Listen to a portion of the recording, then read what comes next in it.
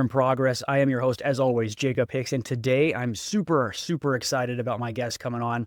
So today I'm going to be joined by Surya Veeravalli, someone whose career journey has been anything but ordinary. From navigating the highs and lows of the startup world to discovering his sweet spot at Melomaniac, Surya has experienced a roller coaster of pivots and challenges. As a creative thinker with a knack for experimentation, he's carved a path in sales, media buying, and even the art world, all while staying true to his entrepreneurial spirit. In this episode, we'll dive into Surya's unique approach to career growth, the lessons he learned from his biggest challenges, and how he stays grounded in the chaos of fast-paced startup industries. Surya, welcome to the show. Thank you, Jacob. I appreciate it. Yes, it's super stoked to have you on. So, kind of bring it, start at the beginning for us. We kind of talked, a little bit off air, but, it sounds like, after, getting out of school, kind of sounds like you've really had some trouble sometimes finding your niche. Is that fair to say? Yeah, definitely. I think, out of school, it was very much, going into a school where two paths were really carved out for you, whether it's consulting or banking. Mm-hmm. And not that I was either really good or bad in both. It was more, I just didn't feel that my personality really lined up with either the prospects. And that kind of threw me for a kind of a spin of where do I fit for Sure. certain. Yeah. But yeah, at the end of the day, I had a really great support system in terms of mentors that I met throughout college, in terms of my professors and my entrepreneurship professors. Mm-hmm. They kind of let my way into thinking exactly what I did before college. I knew I talked a lot, so I joined a sales job at basically our local Champs, which is Foot Locker. Yeah. And threw me out of the shell in terms of I couldn't talk to a waiter, but somehow I could talk for hours on. So why is that the case? So get a job that really pushes you to the boundaries, and startups kind of lent themselves to me in that way. Yeah. I've experienced a little bit of the startup world, but kind of walk us through a little bit. Startups, that could be from it's one guy just getting the ball rolling, right? All the way up to, even a few hundred employees, right? And they're just figuring things out. So, and correct me if I'm wrong, but that can be a little volatile sometimes, right? You don't always know what tomorrow is going to bring, or, they might say hey, we're hiring you for, a sales job or marketing or whatever, but you end up wearing, 2, 3, 4 more hats than that. So, how have you thrived in an environment like that? I think it's just, you obviously have to go in with no ego, right? There is no set plan or template for each startup. I was fortunate enough to be part of a couple of startups that were pretty or vastly different from each other. Like you said, my first job was around I think 10 people, entire company. And then I fast forward to a company of 200 people, and that was still a Series B startup, then dropped down to 30, and now currently at 15. So it was definitely a roller coaster of just the amount of resources you have. And that's something that you kind of have to deal with going in. It's you're either at bootstrap for resources or have an abundance amount of them. So it's kind of figuring out that sweet spot of how much you can put in to get out the most amount. And in terms of volatility, that's again something you sign up for. I think the idea of startups was something that I think people crave. That key term startup just sounds so glamorous, but it is true. You're kind of looking over your shoulder most of the time. You never know when a product launch might not work out, right? Or maybe you don't even have product market fit, and you're really believing and having trust in your gut and for it to work. And sometimes, again, like you said, your role rapidly shifts based off any pivot that happens to the company. I've had to wear multiple hats if people have churned out, or just in case we don't have the bandwidth to do something else. So people have to not only do their own work, but also do an extra amount just so that the entire machine's well oiled. Yeah, 100%. Well, I was curious too, from your perspective, because I feel it's kind of like every job, right? Where there's going to be certain people that it makes a lot of sense to go into a startup, right? And for other folks, it may not make as much sense. So in terms of just mindset or, any other kind of qualities, if I was somebody getting ready to graduate school here in a couple of months, and I was thinking, hey, maybe, I've been looking at some startups for a job after I graduate. What are some of the things I should be looking at, both in terms of my own qualities as myself, but then also the qualities of the startups themselves? Yeah, I think in terms of personality, there's no one set personality. I've seen so many people, even for me, every time if I'm in a new environment, I kind of question should I even be here? Am I built for this?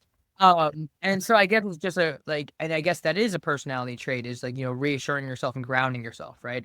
Mm-hmm. Best type of person in a startup is someone that reflects every day, Yeah. to get 1%. I know it's cliche, but get 1% better the next day, and like going, the full amount. This is not someone that, is completely fine with the 9 to 5. There are going to be times where, you're called into the office like Friday, depending on like, really what your business model is, and you have to be okay with that, right? Mm-hmm. Some startups have great work-life balance, and I think, it's really trending towards that in some Mm-hmm. places. Yeah. But again, like there might be a time where that's not the case, and you have to be okay with that.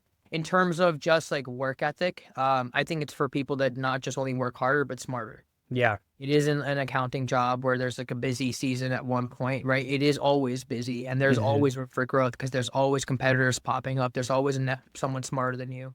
So it's really just going the extra mile. In terms of like scouting for startups, obviously, like there is the beginning of like, at what like stage do you want to jump into a company? Like, is it super scrappy? Again, like 10 people, pre-seed, or maybe Mm-hmm. you want a more like cemented startup. And again, at the end of the day, even no matter what stage you're in, you're not mitigating that much like apprehension of like, am I gonna like keep like looking over my shoulder? At the end of the day, you're always doing that. It's just All kind right. of mitigating it, and like where you're comfortable. Like, are you comfortable wearing a lot of hats with Mm-hmm. like little resources, or do you want to kind of feel secure with the amount of bandwidth you can have?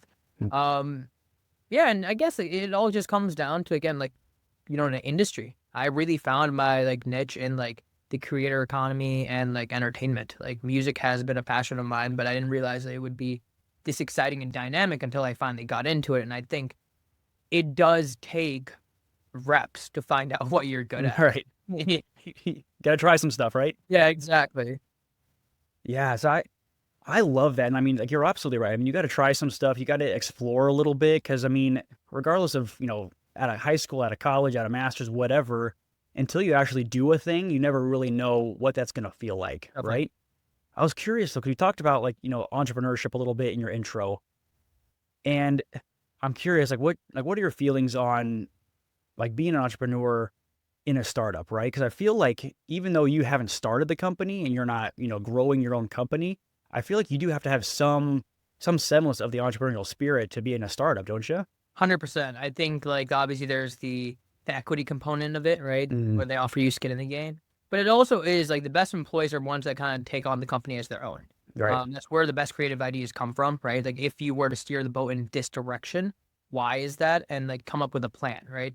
I do think that like, in a much corporate setting, there's a lot of red tape that's involved with like, getting your ideas across the board. But in a startup, especially one that's, like pretty young, not a lot of employees, you're looking at like a free flow and free exchange of ideas. And Mhm. it is to your benefit to act as if this is your company and how you would guide it. Because that's again like where like the melting pot comes in. A lot of ideas, and it's always the most random ones that, really churn the wheels. And I guess like, it's kind of like an unsaid thing. I've always had trouble like in interviews, like they're like, where do you see yourself in 5 years? And I'm sure every person that, has ever worked at a startup is probably looking at themselves like, I want to have my own startup. Like at the end of Right. the day, Right. you're not supposed to say that for a company you're trying to interview for. But I mean, you should have like some sense of like, all right, like kind of like pulse on the field. And like if you're the type of person that like kind of sees like another company and can kind of like off the riff be like, oh, that's something they should change. That's the type of person like that startups really crave. Is like, all right, they're not just like bottled into like a really tunnel vision aspect of it. It's just like constantly thinking. Hmm. Well, and Yeah. I say like the startups are, I mean, they're trying to fill a gap, right? They see some gap in the market, and that's why this person started a business, right? And I mean, that's essentially what you should be doing if you're in the startup, Mhm. right? Like I mean, like we were talking about earlier, you can't be wearing a lot of hats. And like sometimes you might come in saying like, hey, I'm going to be the salesperson or the IT person or admin or whatever. But then you realize once you get into the business, for example, like maybe they have a really, really great product, but they have like no social media presence. And you realize, hey, that's a huge gap for us. And you go to the CEO or whomever it is and say like, hey, I think I should take on some social media stuff for you guys. I mean, I feel like this makes a lot of sense. So, I mean, I guess maybe this is like an obvious question, but because you are so often wearing so many hats and, a new problem might get dropped in your lap, say like, hey, we need to get this figured out and you're the only one that can do it. Yeah. I mean, how have you navigated, the uncertainty of that environment, but then also trying to figure out like I was not trained for this, this skill at all. Yep. How do I develop it? How do I learn about it? How have you navigated all of that? It's funny you say that because, I started off my career really in sales and Mm, now I'm kind of like growth marketing. And that wasn't like a career where, like it just lent itself to me. It was legitimately doing ad hoc jobs, right? mm, Like figuring out like I can make a logo here or there's a creative campaign idea I can do here. And it was always in the back of my mind. I was like, this is the stuff that excites me. mm-hmm. And, there were all some other ad hoc stuff that I had to do. And I think like, to answer your question bluntly, it's pushing back, Mm, again, we're so force fed that, you can't really talk back. Kind of put your head down and just continue doing your job. And then and I see my counterparts, complain and I complain too. Don't get me wrong. I'm not a person, but like they complain like, oh, my boss threw me another, or like a crap ton of work. Like I don't have the bandwidth for it. The good thing about a startup is, especially like if you are run by like a, a really great support system, pushing back is like a really smart thing to do. mm, It's like, I don't have the bandwidth for this. I can't do this right now. Like if I will not put my best foot forward if I was, given this task. And I do think that like, again, like it kind of comes into bouts with like, oh, you sometimes have to work later, right? yeah. Maybe on the weekends. But at the end of the day, like, your job is to give them the best product possible. There are times where sometimes you just need like a bare bone project Mm, or a product and then you can get it out. But, and to answer your second question is like, like, there's certain stuff like I just didn't know on the job. yeah. And I think that's like reaching out really at the end of the day. Like one thing that I would kind of go back to, like what makes someone really good at a startup is Mm, literally talking to everyone. yes. It depends on the role, obviously. If you have a technical role, maybe not so much. But, if you're in sales, if you're in growth, if you're in marketing, you're basically telling everyone a story and selling yourself. So you're supposed to be able to do that with other people. So like even reaching out on LinkedIn, seeing like, hey, like if I reach out to you, like, hey, they want me to make a podcast. How do I do that? Like, Mm, please, I've been following you, and 99 out of 100 times, no one's going to respond back to you, right? right. That's the end of the game. But there is that one person that could teach you like that strengths, and you shouldn't be afraid to get it out there. Nowadays, I'd say like I see a lot of like social asking, like people Mm, posting on LinkedIn. Does yep. anyone know how to set up a podcast? And I think people like answering that, like being the first to say like, oh yeah, I'm down, because Yeah. I think later on the line, if they have a question, they know someone that could help.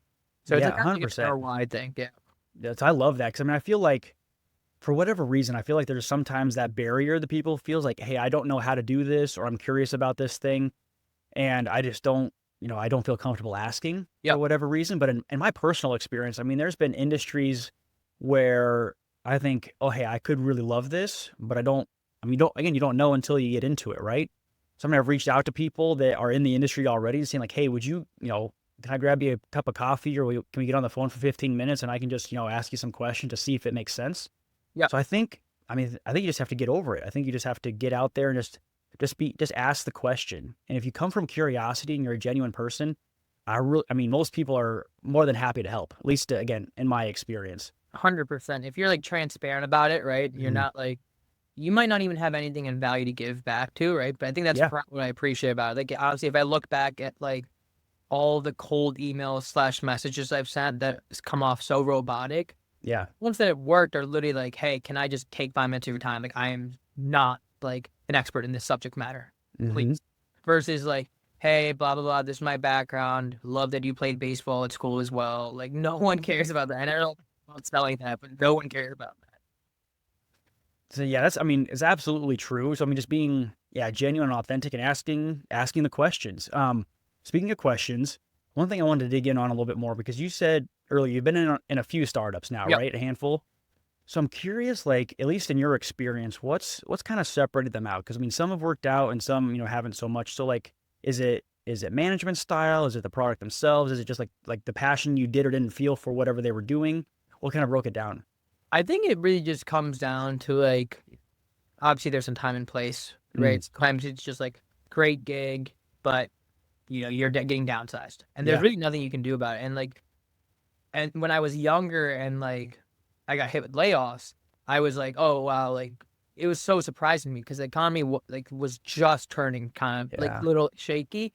And I'm coming out of like bright-eyed, bushy-tailed, coming out of college. I went to a great school. Like this shouldn't be happening to me. Mm, And when you like take a step back now, like 3 years later, it's at the end of the day, it's just business, right? Like you're gonna at one point, yep. I might have to do the same thing, and there's no harsh feelings about it. And if you don't take it personally, it's like that's just the name of the game. I obviously do think there are certain instances where like sometimes like Mm, the product and the person just don't fit. yeah. And I think that's a huge thing. Like, like coming from sales, I mean, I had my ego checked multiple times. Just like, oh God, I really can't sell this. Like, just not because, oh, like I couldn't connect with people. If anything, I could do that way too well, but I wasn't selling the product. And that was the problem. And everyone says like, sell yourself first before the product, Yep. which is true to a certain degree, but you still have to sell the product. And like, I think Right. Easily. Yeah. I just forgot that aspect of it. And, you go back to the drawing board because you've been doing it for so long and like you have this idea that this is how sales is supposed to go. And it just, Mm, times are changing. And I was fortunate enough to be part of experiences that kind of gave me like a guiding light into, okay, these are where my weaknesses lie. There's a reason why I shouldn't be here. Like, where do I go next? And I think yeah. I like calculated out my pivots in a way. And like, I had a great support system to be like, just take a step back. And like, I think, especially at an early age where you're like, okay, I just need a job to pay the bills, Yeah. like, jump after the one that, like, the next one you can get. And like, I don't blame anyone for doing that. Like I've done that before. Mm, But I do think if you're given the opportunity, like take a step back and really like internalize, do I want to keep doing sales? mm, Like, and that's when I had to ask myself. It's like, I liked selling myself, but there are multiple ways to do that without like, being on the sales side of yeah. it. And now at Melomanic, that's exactly what I'm doing. I'm selling myself, but as a conduit of like our brand story. Yeah. Yeah. I mean, 100%. I mean, I think, because I've been a sales guy for over a decade now, and I think selling is everywhere, Yep. regardless of whether you're a true salesperson or not. I think it's every place. But I'm curious because it sounds like you've gone through, a few trial by fires here and there. I'm really curious, like what kind of what advice would you give somebody out there that might be listening that, maybe they did just get laid off or they're trying to find their next gig and they're just, they're applying and applying and applying and not finding it, which I know you've experienced that. Yeah. I mean, what kind of advice would you tell that person? When it rains, it falls. Or Mm, when it rains, it pours. yeah. Incredible this dead silence I would get from like jobs. Yeah. And maybe it's just me, but I think, and it's weird when you stop like pressuring yourself, especially in like interviews. Like once you get the interview, I think when you stop pressuring yourself that this has to be the gig, Yeah. your interviews go that much easier because you Hmm. have nothing to lose, right? It's like, okay, like if this doesn't work out, there's always the next one. Yeah. In terms of the general application and recruitment process, like anyone telling you it's easy obviously is lying, right? I Yep. know people Yes. that have unemployed for 2 years on and they have an incredible resume. And I do think that what makes you stand out is, going the extra mile. Like sometimes I've gotten interviews by not even applying through the normal process. I just Hmm. DM the CEO.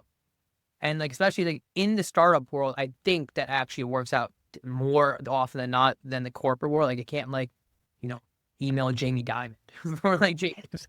But Well, you could, but yeah, I don't know it's gonna work out well. But like some advice I would give is, there's so many job boards and job postings. Like LinkedIn is your best friend. It's toxic, but it is your best friend, right? yep. And there's so many helpful people out there that are doing all the hard work of sourcing the jobs in a certain industry for you. That's like literally their job. And like Mm, posting it on LinkedIn. There's great sites like Well Found, Into the Jungle, or Welcome to the Jungle now. It's like all dedicated to startups. And the cool thing is all the founders, all the CEOs, all the stakeholders, their name is already out there. And yep. more often than not, they're constantly looking at their email because they are on the verge of finding the next big talent. And you Hmm. can come from anywhere. And that's kind of like the thing for startup founders is like they don't want the cookie cutter consultant from like McKinsey. Maybe they do, honestly, they're good as well. Like, it's like the person that does go the extra effort, like look at their values, craft maybe even an idea that they haven't even thought about, send it over to them. that's what I would say. Like, don't just resume drop. Don't look for recruiters. That's the one thing about startups and like being in this world. You're not privy to recruiters as often as like your finance or consultant counterparts. It's not happening. Yeah. But yeah. No, also, I mean, I 100% agree with what you're saying. I mean, I like personally, like I mean, this was, I don't know, 4 or 5 years ago now. I was looking for a new role, and I mean, I just saw some posting about some job. I was like, oh, well, that seems interesting. So I messaged, the person who posted it, and I got the job. So I mean, it's very much like, who you know, of Exactly. course. But I mean, again, being willing to like put yourself out there and have that, a little bit of tenacity, a little bit of grit to say like, listen, I think this startup is awesome. I would love to be a part of it. And then messaging the CEO or whomever that might be posting stuff. Because I mean, if you don't, then they're not going to hire you. And if they do, then they might, right? And So you really don't you have don't. anything to lose. Yeah, Yeah, exactly. I mean, even if you don't, your name's mhm, in the back of your head. Like, honestly, like another piece of advice, like, and something that I recognized finally after mhm. being pretty young career, I would say, but it's incredible how connected people are in the sense that, like, if I click on someone in a disparate industry, somehow I have like 4 mutual connections with them based Yep. off something else. And I think that goes to show is like, all right, you go into conferences, obviously give a great first impression or no impression at all because Hmm. word does spread around. And Yes. like, while they can't call up your employer and ask them like, oh, was he a great person? They can call up like your third mutual connection and somehow be like, how do you Yeah. know this kid, Yeah. What right? about this guy? Tell me. Yeah, Yeah. exactly. And Yep. they're fully ready to tell all. So again, like keep a good first impression. Um, and like the weirdest stuff, like you meet someone in a coffee shop, you overhear someone talking about a startup, like don't be afraid to ask them, especially in big cities like Chicago, New York, and LA, right? Hmm. More often than not, people are more down to talk about what they're doing than they aren't, especially in a Yeah. I mean, absolutely. I mean, just like we said before, I mean, come from curiosity. Just ask some questions. And I mean, you never ever know what might come of it, honestly. And the more, because I've been in a handful of industries now at this point in my career, and it's always amazing to me, like how, I mean, the world's a very big place, right? But every industry I've ever been in is usually pretty small, and everybody seems to know everybody if you've been in the industry for more than, 5 or 10 seconds. yeah. It's like how do Um, you have any friends? right. But I'm curious. I want to hear more about Melomanic. I mean, it's music something, right? But what is it?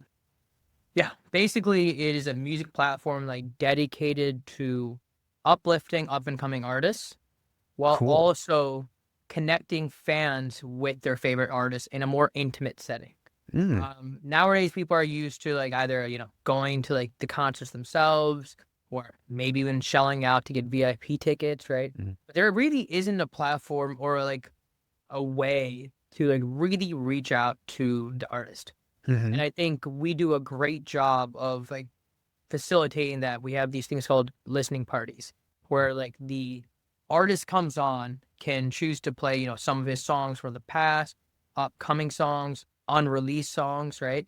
And being there in that setting where you're not leaving to go to like the Brooklyn Mirage or like, MSG, but like through the comfort of your own home, mhm. getting that like experience of like listening to the song while the artist is there around fans that, share the same love for that artist, it's a different feeling. And I think like for me, you know, I used to craft playlists in my off time, like curate them for fun. Yeah. And, I never thought like breaking into an industry that is usually like, you start off with A&R as like an assistant and you make your way up.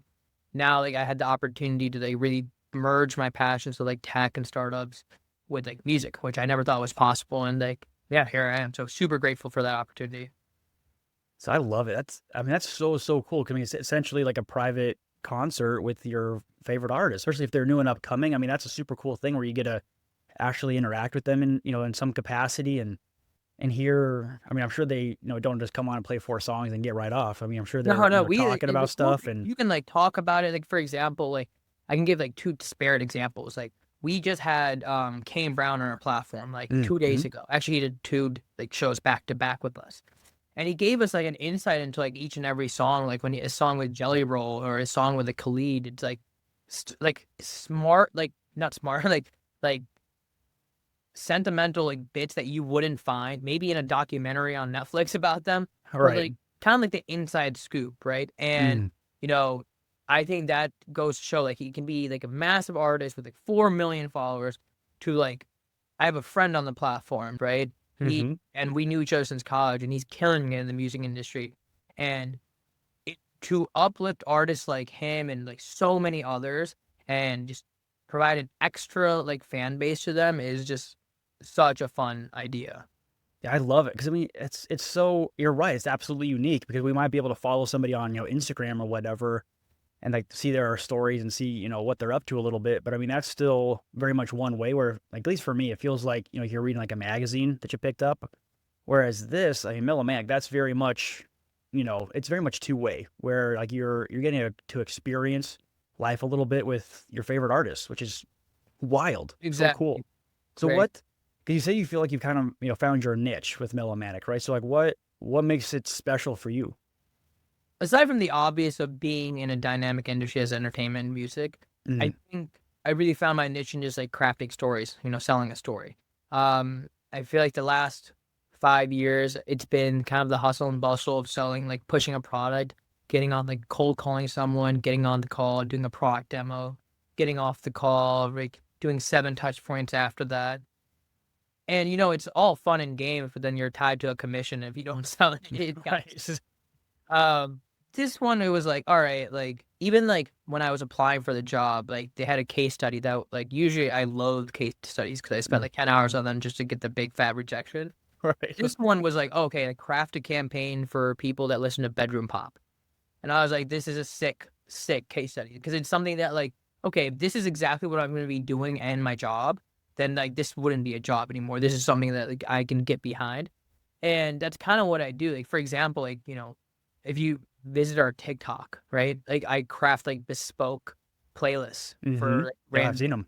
and exactly. And that was just for us to gain like a little bit of attention and we went viral with it. And we started realizing, okay, like we're kind of doing exactly what our business model is doing is like, showcasing music, really bringing it out there. We opened up a new segment of like ChatGPT finding us like like underrated artists and now like every day it spits out an artist under 10,000 subscribers or monthly listeners and we post it on TikTok. And I got the chance to DM these artists and be like, hey, by the way, like you're on ChatGPT, which is kind of crazy. Um, like, I mean, that's like, yes, just like long-winded answer to answer your point is like, yes, I found my niche and it's storytelling. I think that's Mm, the thing that, you asked me all the way back. It's like, what did you like doing? And I like making people laugh and I talking too much, right? But like that at the end of the day, it's telling the story. yeah, I mean stories. I mean that's really what I think pulls us all together. And I Exactly. mean, like, having a good song is all well and good, but understanding the story behind the song and like why this artist wrote it and like what it really means to them, that will make that song mean more to me over the long term. 100%. Um, so I mean, it's Melomatic. Sounds like things are going great for you. So what's on the horizon for 2025 for you? What any like big goals or dreams we got cooking?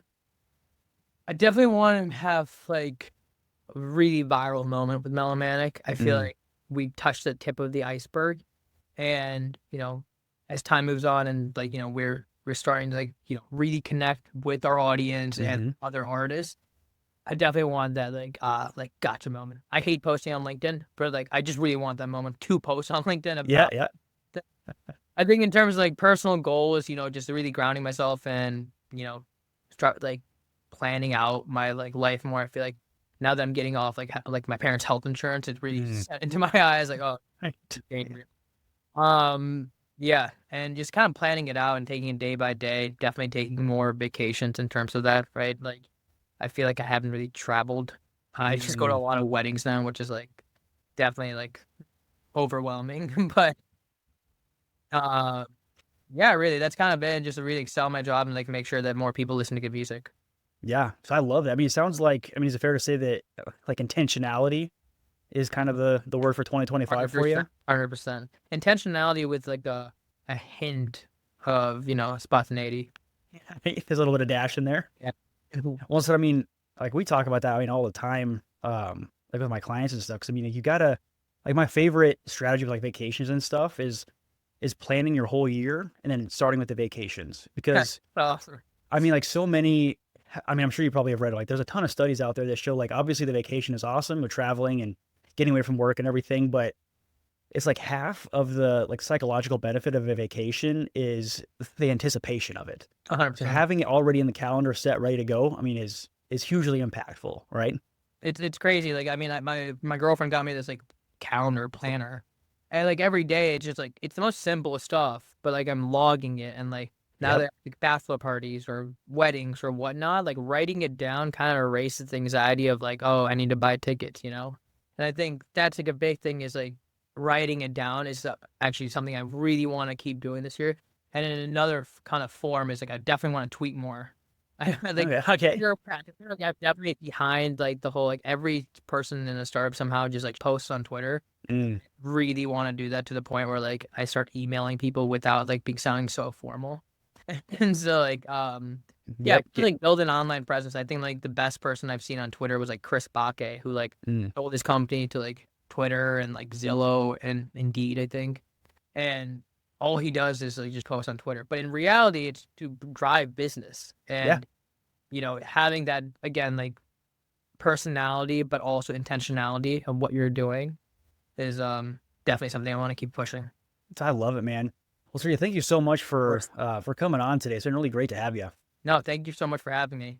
Yeah, and anybody listening, obviously, make sure you subscribe and follow along with us. We're gonna have a ton of great conversation like this. And if you are interested in being a guest on Purpose Driven Progress, make sure to check out my website, jacobhickerscoach.com. I'll see you next time.